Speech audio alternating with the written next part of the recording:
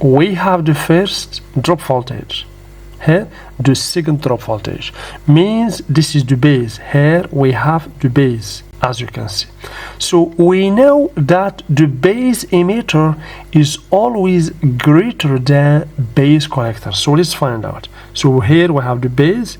Here we have 245. Here 268 means. Hi everyone, in this video I'm going to teach you how to test MOSFETs and transistors using the multimeter. You gotta understand the fastest way to check the serviceability of MOSFETs and of course the transistors, and I'm going to teach you how to identify if the transistor is NPN transistor or PNP transistor, and of course I'm going to teach you how to identify base collector and emitter. The same for the MOSFET. You gotta learn how to identify if the MOSFET is N-channel or P-channel MOSFET. Let's get started. So the mode that we're gonna use is the diode mode. So these two components here are MOSFETs.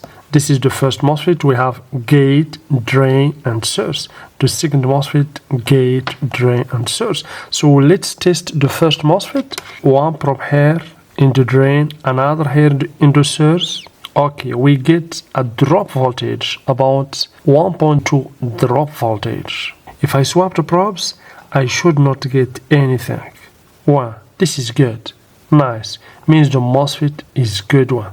And once I put the black probe here in the drain and the red probe on the source, and I get a reading or a drop voltage in the multimeter, means the MOSFET is N-channel MOSFET. So let's check the second MOSFET. The same, we have gate, drain, and source. Basically, about 90% of MOSFETs, power MOSFETs, you will find this order: gate, drain, and source.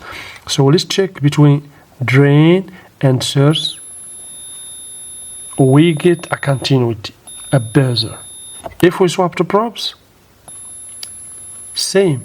So between source and gate, continuity. Between drain and gate, continuity. This is a shorted MOSFET.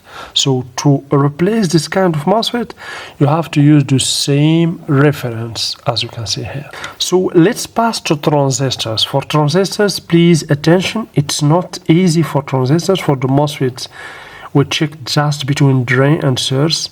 Before we continue, a quick thank you to the sponsor of this video, Next PCB. Next PCB is a reliable multi-layer PCB manufacturer offering everything from PCB prototyping to full turnkey PCB assembly. They handle PCB fabrication, component sourcing, ASMD stencils, and even mass production, all in one place. Whether you are building a prototype or scaling to production, Next PCB makes the process simple and professional. Check them out using the link below. Of course, you can check also between gate and drain and gate and source. As you can see here, no continuity because this is a good MOSFET. But for this one, of course, we get a continuity. What about the transistors? For the transistors, a little bit, it's different. For transistors, we have first to identify the base, collector, and emitter. And of course, we're gonna identify if the transistor is NPN transistor or PNP transistor. Okay, let's begin with this one here.